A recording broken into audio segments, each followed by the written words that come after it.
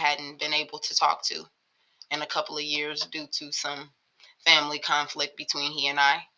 I had it in my mind before I went to California that I wanted to talk to him.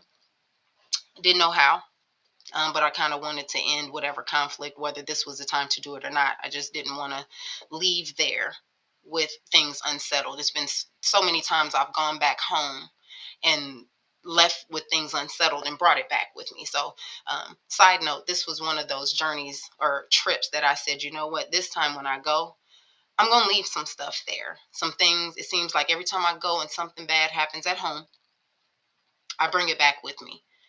And there's really nothing I can do with it in a different state. And the people that I've taken it from, the baggage and everything else, they're not dealing with it.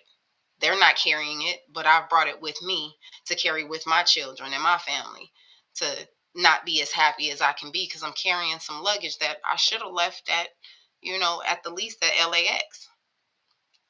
But no, I brought it. So this time I wanted to leave it. Um, I never saw the right time to really talk to my uncle, but God did, as he does. God did. Um, so I got to talk to my uncle. We got to resolve some things, and we realized that we really just misunderstood each other. We came to a mutual understanding that he could have handled some things differently and said some different words as I could have.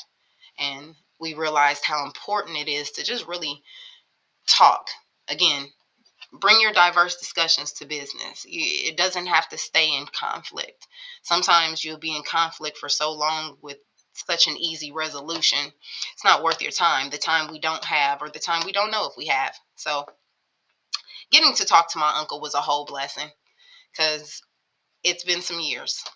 And the love that we got to exchange and reciprocate and the understanding that we came to. He's a really funny man, a musician as well. So we got to talk about a lot of different things. And it was wonderful. It was everything I needed it to be. Um, so I left there in peace with that. So again, God showing up where I didn't expect him to, but I asked him to. Wherever, show up. And he did. Um, so I get to do that, and I get to finalize the. All right, when I say these, I get to do, it means what I was able to do with finding peace in my spirit. I get to finalize my mom and my dad. I remember when they sealed the things, I said, it is finished. I was able to say that. For people who know me, they know that I do honor my mom and my dad a lot. And even in their passing, I do. And there's some things that, as I've talked to my siblings about, may hold a bondage over me, not completely letting go. One of the things that I learned with at my dad's passing is when he was still alive, I held to him a standard of still being my mother's husband. So as long as he was my mother's husband, there was still an existence of my mom. But letting him go was like a double whammy to me because it was like, or I'm sorry, giving him back was like a double whammy to me because it was like, now it is finished. The marriage is what it is. It's y'all two now, and I have nothing to do with that. No communication, can't celebrate any anniversaries with you, things like that. So that in itself was something to deal with. um, so I had to leave that there. And being able to talk to my uncle, and that baggage that was so heavy that I even when I didn't talk to him when I went back to California, I still had that feeling of, I can't go visit my uncle who's there because I don't really talk to him. I got to leave that alone. I got to leave that wherever it lied dead.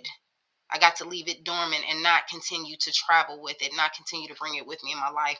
That was great for me. Um, and then, you know, I get to, I got to spend some time with my family. I got to see some people that I haven't seen in a while. I didn't get to see my best friend. Shout out to Jeannie. I wish I had saw you, baby girl, but next time. One thing my sister reminded me of is that this wasn't that kind of trip. I I wish we could have done more, seen more, visited more people, but we did what was necessary to replenish our spirit at this time. And sometimes you got to realize you do what's necessary to replenish you. You don't try to overdo it. Don't get overstuffed. Don't be a glutton. Just do what's necessary to replenish your spirit, and was definitely able to do that. So got to see some family, talk